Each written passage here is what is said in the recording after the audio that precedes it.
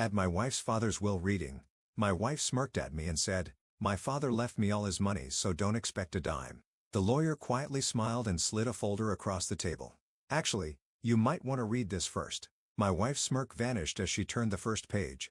I never had high hopes for today. In fact, I expected nothing at all. Walter Dawson, my father-in-law, had never been particularly fond of me. From the moment I married his daughter, he made it clear that he saw me as an outsider, an intruder in a dynasty he had spent decades building. I was never one of them, never good enough in his eyes. And frankly, I had made my peace with that a long time ago. But my wife, Marissa, was a different story. She was the golden child, the cherished daughter, the one who could do no wrong. Spoiled since birth, she had always carried herself with the entitled confidence of someone who knew the world would bend to her every whim. She assumed. No, she knew. Her father's wealth would be hers the moment he was gone. And today, as we sat in the cold, dimly lit office of Grant and Fisher Law Firm, that smug certainty was written all over her face. The conference room smelled of polished wood and old paper. A long mahogany table stretched between us and the executor of the estate, Mr. Fisher, a man with silver-rimmed glasses and a perpetual look of indifference. He cleared his throat, shuffling the thick stack of documents in front of him. "Thank you for coming," he began, his voice smooth and rehearsed. "As you are aware, Mr. Dawson's estate is to be distributed according to his final wishes." I kept my expression neutral. I wasn't here to fight for scraps or entertain illusions of receiving anything.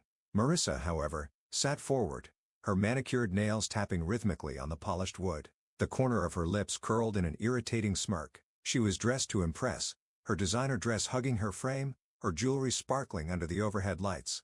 She wore wealth like armor, but I knew the truth beneath the surface. The expensive clothes, the extravagant lifestyle, she couldn't afford any of it. Not on her salary. She was already spending money she didn't have. She leaned closer to me, her voice dripping with amusement. "You might as well tune out, sweetheart. Daddy left me everything." I said nothing. I wasn't here to argue. If she wanted to gloat, I'd let her. Mr. Fisher adjusted his glasses and continued reading. But something was off. Marissa's smug grin didn't fade. It grew. She wasn't even listening. She was waiting for me to react. And then, the bombshell dropped. The inheritance was transferred to Marissa 6 months prior to Mr. Dawson's passing, as per his request. I stiffened. The words took a second to register. Transferred, 6 months ago. I turned to Marissa. Instead of shock or even satisfaction, she laughed. "Oh, you're just now catching up?" she said, shaking her head. "Yeah, I already got the money and spent it." I just stared at her, my blood running ice cold. She wasn't gloating over inheriting wealth. She was mocking me because she had already burned through it. But Mr. Fisher wasn't fazed. If anything, he looked amused. That was the first thing that made me pause. Then, with a measured motion, he reached into his briefcase, pulled out a thick folder, and slid it across the table toward Marissa. "Actually," he said, far too calmly, "you might want to read this first." For the first time, Marissa's smirk vanished. Her perfectly manicured fingers hesitated before grabbing the folder. She flipped open the first page, and as she read, her confidence drained. Her eyes moved rapidly over the words, her expression shifting from arrogance to confusion, then to something that looked suspiciously like fear. I watched, fascinated. Her hands, always steady, trembled slightly as she turned the next page. "What is this?" she stammered. Mr. Fisher took his time responding, crossing his hands neatly on the table. "Your father wasn't a fool, Mrs. Dawson," he said smoothly. "He suspected you might try to access the estate prematurely, so he put certain safeguards in place." She looked up at him sharply. "What kind of safeguards?" Mr. Fisher adjusted his glasses. "A dummy inheritance. A false trust with specific conditions. The money you received 6 months ago." He tilted his head. "It wasn't the real inheritance." I felt my breath catch. Marissa sat frozen. "A test?" she whispered, her voice barely audible. I leaned forward. My interest suddenly piqued. "So, you're saying the money she spent was never hers to begin with?" Mr. Fisher nodded. Marissa's chair scraped loudly against the floor as she shot up. "You're lying!" she shrieked, her voice an octave higher than before. I spent it all. The vacations, the luxury apartment, the jewelry." Mr. Fisher remained unmoved. With practiced ease, he slid another document across the table. Marissa hesitated before looking at it, but when she did, her face drained of color. "What is this?" she asked again. But this time, there was no bravado, just pure, unfiltered panic. Mr. Fisher didn't blink. "A court order freezing all remaining assets linked to the stolen trust." For the first time in years, I saw a real fear in my wife's eyes. She reached for her phone with shaky hands. I need to. I need to call someone. But before she could press a button, Mr. Fisher spoke again. That won't help you. Marissa's breathing turned erratic. Her entire world was collapsing, and she knew it. She turned to me, eyes wide, desperate. You can't let them do this to me. I just smiled. You did it to yourself. Then she did something I never expected. She screamed. A full, rage-filled scream.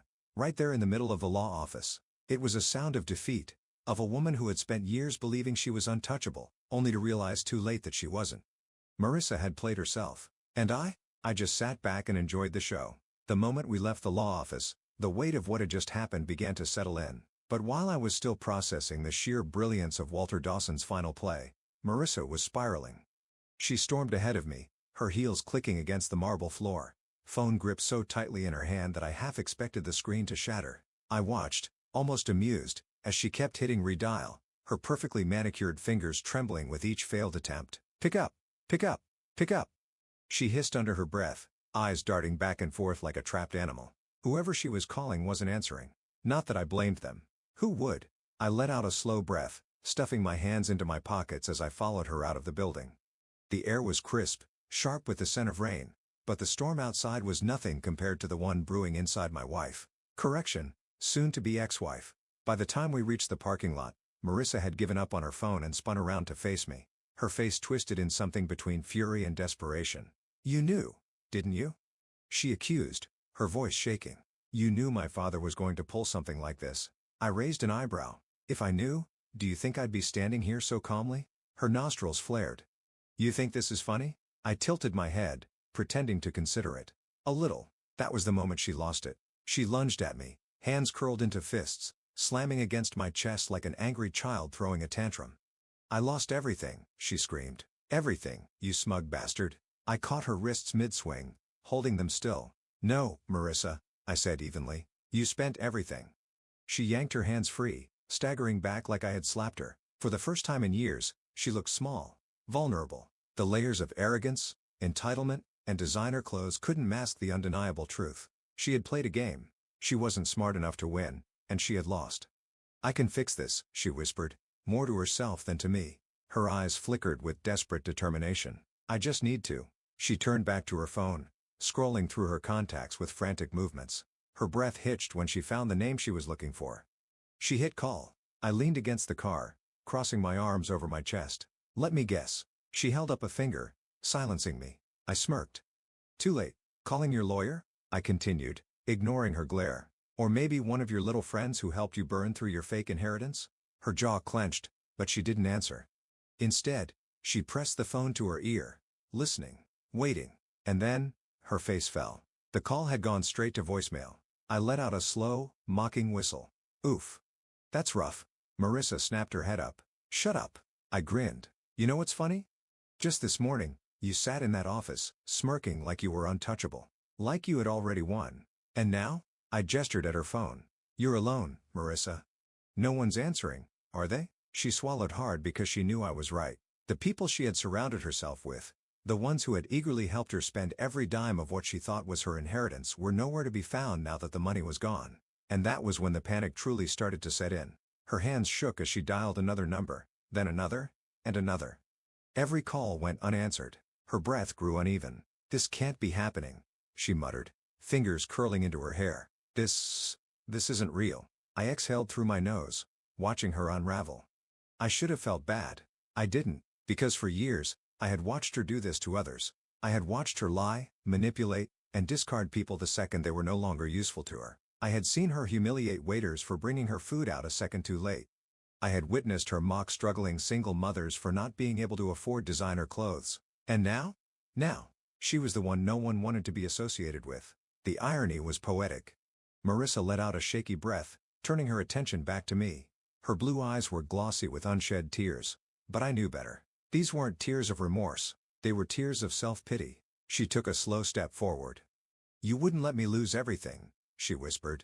I blinked, then laughed. Actually laughed. Oh, sweetheart, I said, shaking my head. You lost me a long time ago. That was when she truly understood. She had been so sure I would always be there. That no matter how many times she belittled me, manipulated me, or used me, I would always be her backup plan. But I wasn't. Not anymore.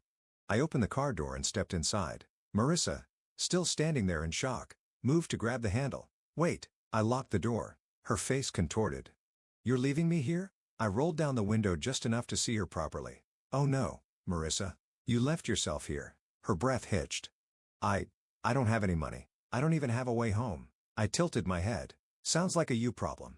And with that, I rolled the window back up, put the car into drive, and left her standing there alone for the first time in her entire life. As I drove away, a strange sense of peace washed over me. For years, I had been the punching bag, the doormat, the backup plan. But now I was free. And for the first time in a long, long time, I smiled. 2 weeks. That's how long it had been since I left Marissa standing in that parking lot. Her designer purse clutched against her chest like it held the last remnants of her dignity. 2 weeks of silence. No calls. No texts. No sudden appearances at my doorstep with fake tears and empty apologies. And honestly, I had expected worse. Marissa was a lot of things. Vain, selfish, entitled, but she wasn't stupid. She was calculating. So when she didn't show up right away, I knew she was waiting, plotting, figuring out her next move. But I had already made mine, and it was sitting right in front of me. The divorce papers. I stared at them, my fingers running over the thick, pristine pages. Clean, simple, final. This wasn't a heat-of-the-moment decision. It wasn't revenge or spite or bitterness. It was freedom.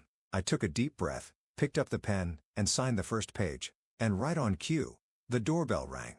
I closed my eyes, exhaling slowly. There she is. Marissa had always had an impeccable sense of timing.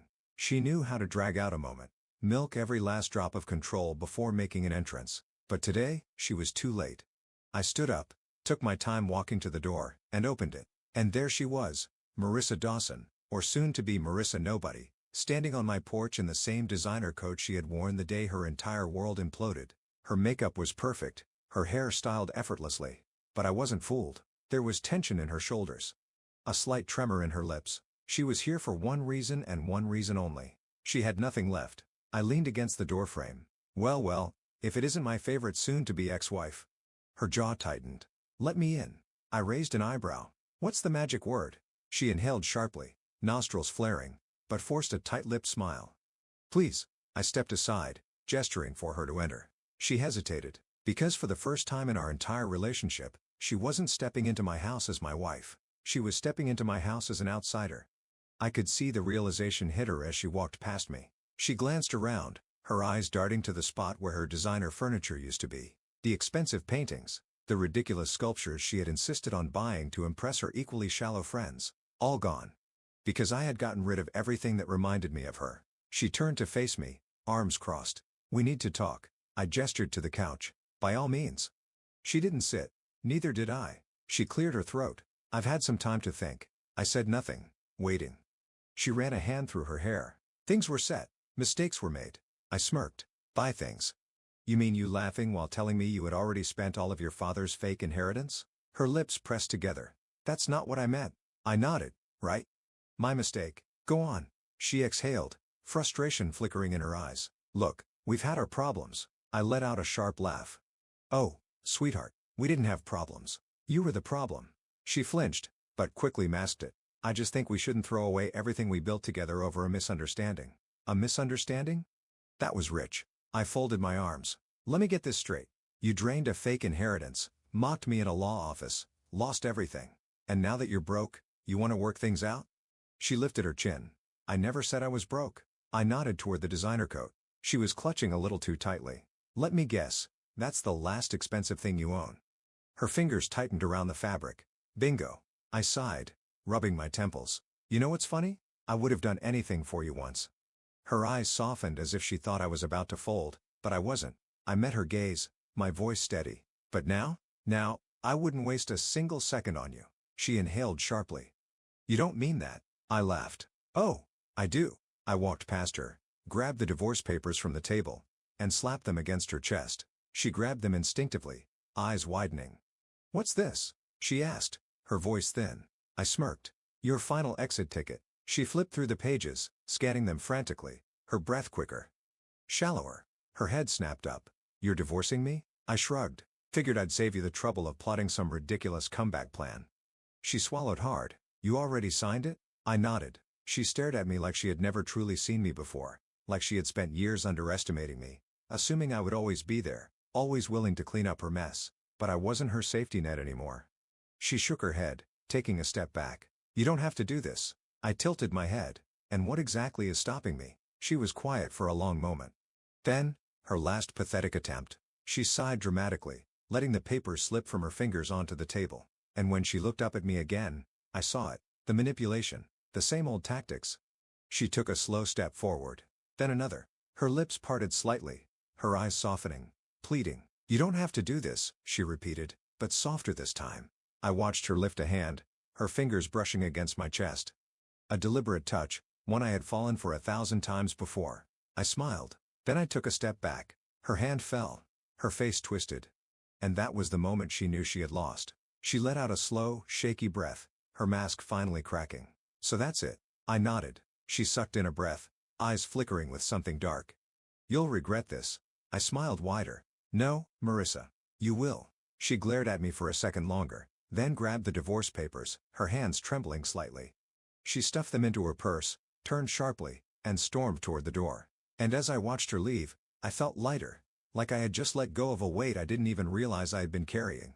The second the door slammed behind her, I exhaled. Finally, free. For the first time in years, my house felt peaceful. No sharp insults disguised as jokes. No high-pitched voice screaming about something I had done wrong. No sound of designer heels clicking against the marble floors as Marissa paced back and forth, plotting her next move. Just silence. And I loved it. The divorce papers were out of my hands now. She had left, gripping them so tightly I half expected them to crumple into dust. Whether she signed them immediately or dragged out the process just to make my life difficult, I didn't care. Either way, it was over. Or so I thought. I had just poured myself a drink, settling onto the couch. When my phone rang, I frowned. It was late, and I wasn't in the mood for small talk.